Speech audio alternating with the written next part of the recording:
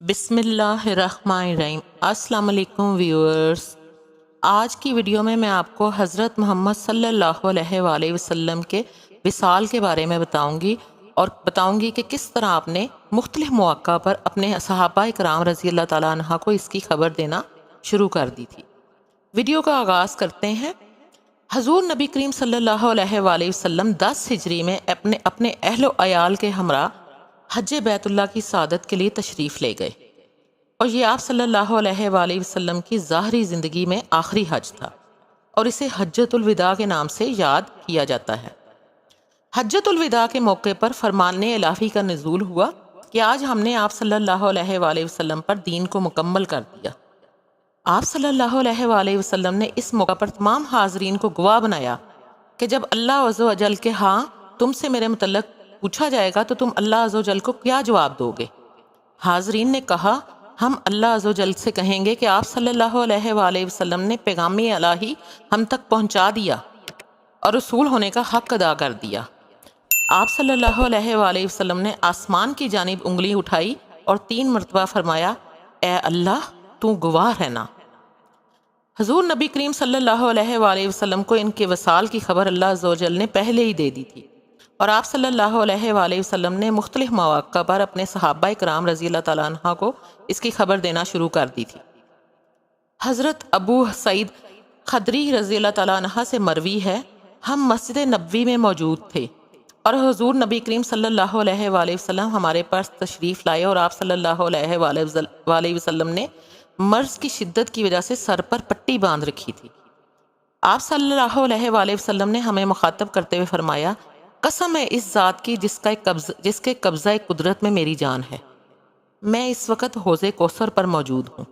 اللہ کا ایک بندہ ہے جس پر دنیا اور اس کی زینت پیش کی گئی، مگر اس نے آخرت کو ترجیح دی۔ حضرت ابو بکر صدیق رضی اللہ تعالیٰ عنہ کے سوا کوئی بھی آپ صلی اللہ علیہ وآلہ وسلم کی بات کو نہ سمجھ سکا، اور حضرت ابو بکر صدیق رضی اللہ تعالیٰ عنہ زاروں قطار رو دیے اور عرض کرنے لگے، یا رسول اللہ صلی اللہ علیہ وآلہ وسلم، میرے ماں باپ آپ پر قربان ہوں، ہم اپنی ہر شے آپ صلی اللہ علیہ وآلہ وسلم پر قربان کر دیں گے۔ حضور نبی کریم صلی اللہ علیہ وآلہ وسلم نے حضرت ابو بکر صدیق رضی اللہ تعالیٰ عنہ کی بات سنی تو ممبر سے اتر کر اپنے حجرہ مبارک میں واپس تشریف لے گئے۔ 11 ہجری ماہ سفر کے اواخر میں حضور نبی کریم صلی اللہ علیہ وآلہ وسلم جب ام المومنین حضرت میمونہ رضی اللہ تعالیٰ عنہ کے ہاں مقیم تھے تو مرض نے شدت اختیار کر لی، اور اس دوران آپ صلی اللہ علیہ وآلہ وسلم کی ازدواج مطہرات رضی اللہ تعالیٰ عنہ اور حضرت سیدہ فاطمہ رضی اللہ تعالیٰ عنہ اور دیگر صحابہ کرام رضی اللہ تعالیٰ عنہ وہیں عیادت کے لیے حاضر ہوتے رہے۔ پھر آپ صلی اللہ علیہ وآلہ وسلم اپنی دیگر ازدواج مطہرات کے مشورے کے بعد ام المومنین حضرت عائشہ صدیقہ رضی اللہ تعالیٰ عنہ کے حجرہ میں منتقل ہو گئے اور وصال تک وہیں مقیم رہے۔ ام المومنین حضرت عائشہ صدیقہ رضی اللہ تعالیٰ عنہ سے مروی ہے، وہ فرماتی ہیں، حضور نبی کریم صلی اللہ علیہ وآلہ وسلم کے مرض وصال کے دوران ایک دن حضرت سیدہ فاطمہ رضی اللہ تعالیٰ عنہ آپ صلی اللہ علیہ وآلہ وسلم کی عیادت کے لیے تشریف لائیں، اور حضور نبی کریم صلی اللہ علیہ وآلہ وسلم نے انہیں مرحبا کہا اور اپنے پاس بٹھا لیا۔ پھر آپ صلی اللہ علیہ وآلہ وسلم نے حضرت سیدہ فاطمہ رضی اللہ تعالیٰ عنہ کے کان میں کچھ کہا تو انہوں نے رونا شروع کر دیا۔ پھر آپ صلی اللہ علیہ وآلہ وسلم نے کچھ دیر بعد ان کے کان میں کچھ کہا تو وہ ہنسنا شروع ہو گئیں۔ ام المومنین حضرت عائشہ صدیقہ رضی اللہ تعالیٰ عنہ فرماتی ہیں، میں نے حضرت سیدہ فاطمہ رضی اللہ تعالیٰ عنہ سے یوں رونے اور ہنسنے کی وجہ دریافت کی تو آپ رضی اللہ تعالیٰ عنہ ٹال گئیں اور کہا کہ میں حضور نبی کریم صلی اللہ علیہ وآلہ وسلم کا راز ظاہر نہ کروں گی۔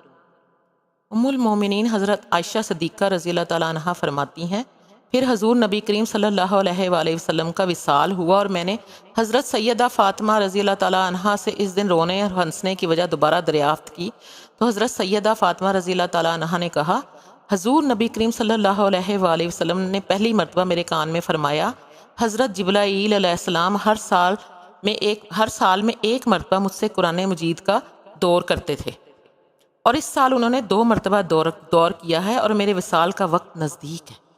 میں نے سنا تو میں رو پڑی۔ پھر آپ صلی اللہ علیہ وآلہ وسلم نے فرمایا، تم میرے اہل و عیال میں سب سے پہلے مجھ سے آن ملو گی، اور کیا تم اس پر راضی نہیں کہ تم جنت کی عورتوں کی سردار ہو؟ میں نے جب یہ سنا تو میں ہنس پڑی۔ حضرت علاء رضی اللہ تعالیٰ عنہ سے مروی ہے، حضور نبی کریم صلی اللہ علیہ وآلہ وسلم کے وصال ظاہری کا وقت نزدیک آیا تو آپ صلی اللہ علیہ وآلہ وسلم نے حضرت سیدہ فاطمہ رضی اللہ عنہا کو بلا بھیجا اور فرمایا، دیکھو میرے بعد تم رونا نہیں، اور جب میں وصال کر جاؤں تو انا للہ و انا الیہ راجعون پڑھنا، اور ہر انسان کو مشکل وقت میں اس آیت کو پڑھ لینے سے اس مشکل کا عوض ملتا ہے۔ حضرت سیدہ فاطمہ رضی اللہ تعالیٰ عنہا نے عرض کیا، کیا آپ صلی اللہ علیہ وآلہ وسلم سے بھی؟ حضور نبی کریم صلی اللہ علیہ وآلہ وسلم نے فرمایا، ہاں مجھ سے بھی۔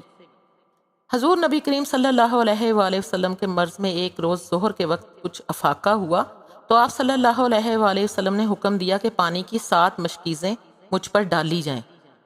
جب آپ صلی اللہ علیہ وآلہ وسلم غسل کر چکے تو حضرت عباس رضی اللہ تعالیٰ عنہ اور حضرت رضی اللہ تعالیٰ عنہ نے آپ صلی اللہ علیہ وآلہ وسلم کے بازو تھامے اور آپ صلی اللہ علیہ وآلہ وسلم کو مسجد نبوی لے گئے، جہاں حضرت ابو بکر صدیق رضی اللہ تعالیٰ عنہ نماز ظہر پڑھا رہے تھے۔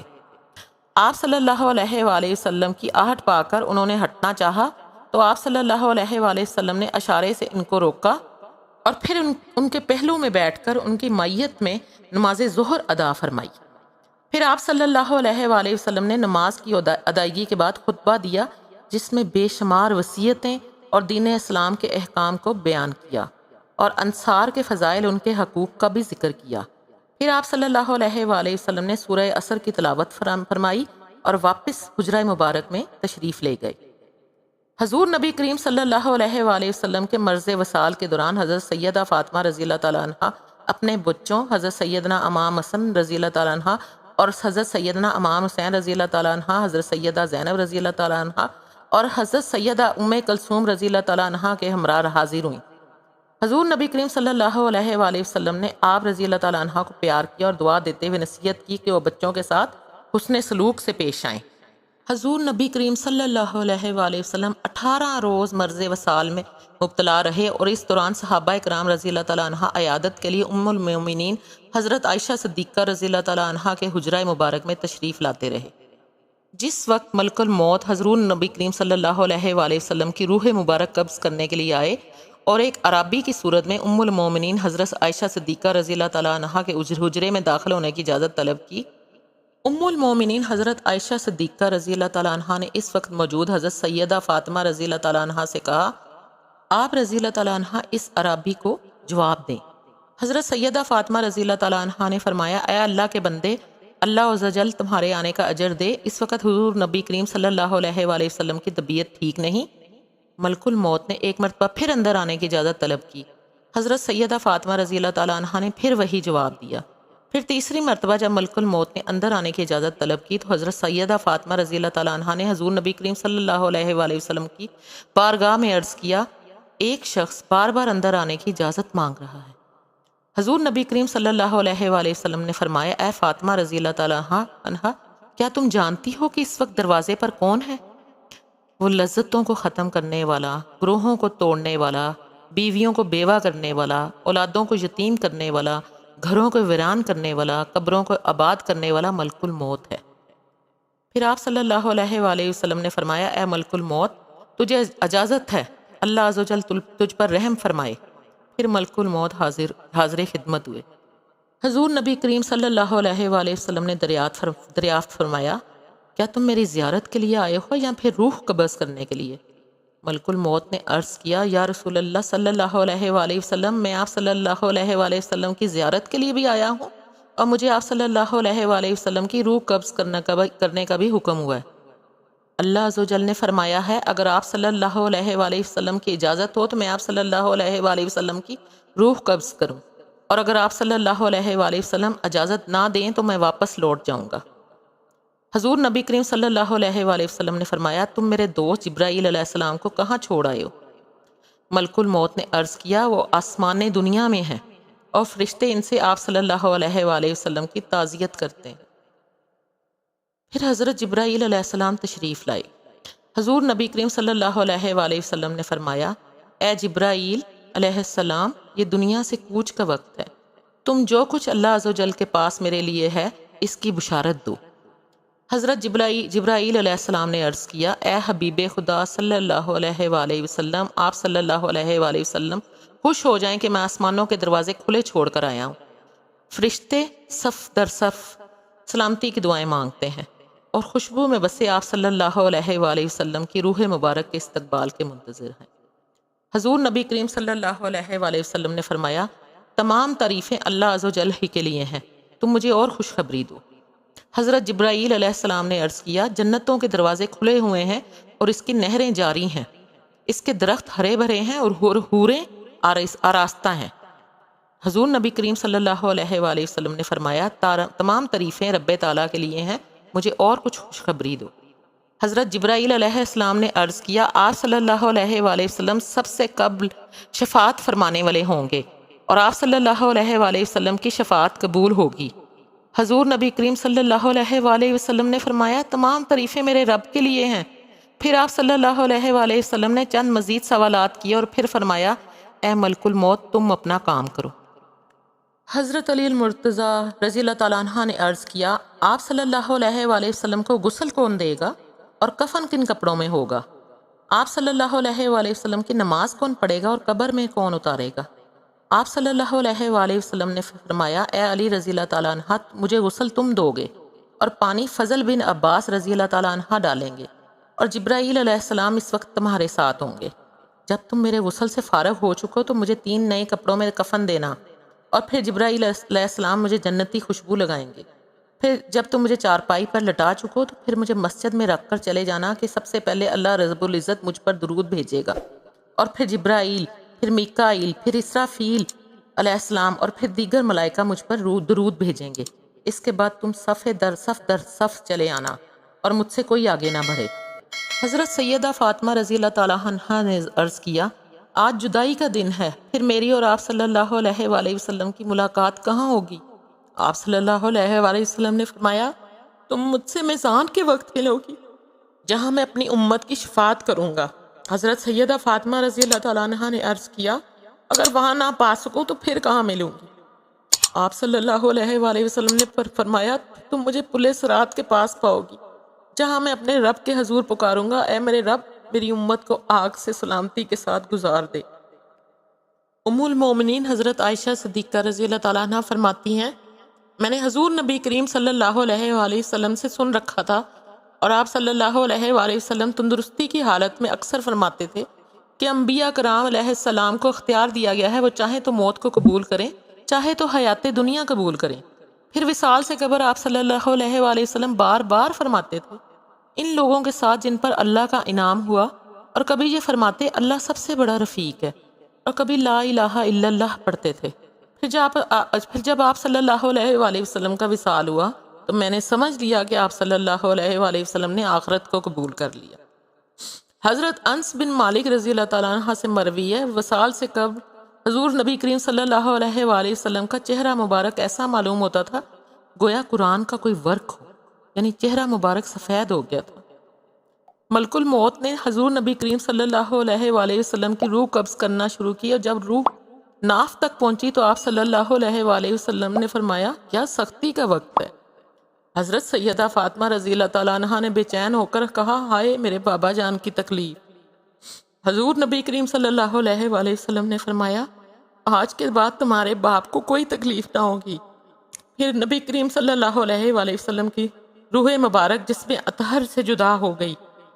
آپ صلی اللہ علیہ وآلہ وسلم کی وصیت کے مطابق حضرت علی رضی اللہ تعالیٰ عنہ نے غسل دیا، اور حضرت ابوبکر صدیق رضی اللہ تعالیٰ عنہ اور حضرت عبداللہ بن عباس رضی اللہ تعالیٰ عنہ کی معیت میں قبر پر نور میں اتارا گیا۔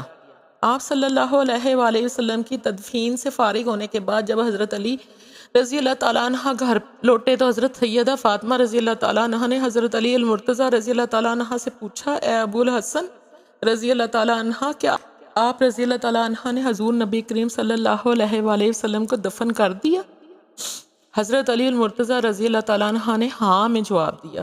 حضرت سیدہ فاطمہ رضی اللہ تعالیٰ عنہ نے فرمایا، آپ رضی اللہ تعالیٰ عنہ کے دل نے کیسے گوارا کر لیا کہ آپ رضی اللہ تعالیٰ عنہ رسول اللہ صلی اللہ علیہ وآلہ وسلم پر مٹی ڈالو، اور کیا آپ رضی اللہ تعالیٰ عنہ کے سینے میں معمولی سا رحم بھی نہیں آیا؟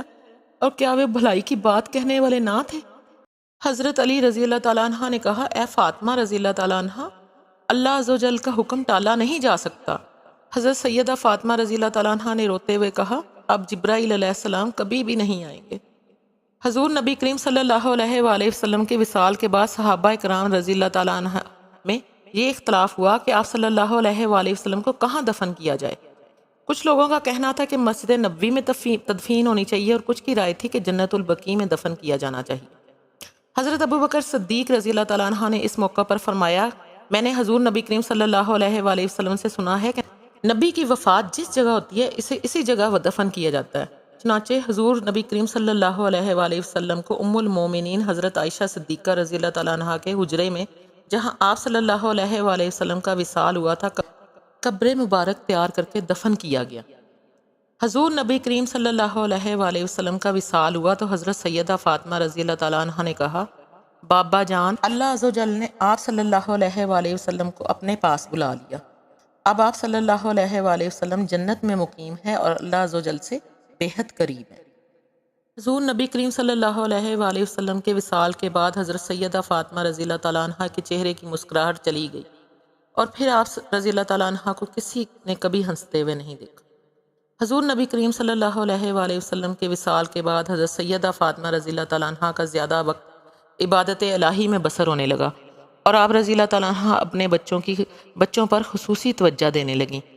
اسی دوران حضرت علی رضی اللہ تعالیٰ عنہ نے بہت کوشش کی کہ آپ رضی اللہ تعالیٰ عنہ کسی طرح دوبارہ زندگی کی جانب لوٹ آئیں، مگر آپ رضی اللہ تعالیٰ عنہ کے گریہ میں روز بروز اضافہ ہوتا چلا گیا، یہاں تک کہ موت کا بلاوا آپ رضی اللہ تعالیٰ عنہ کے لیے بھی آ گیا۔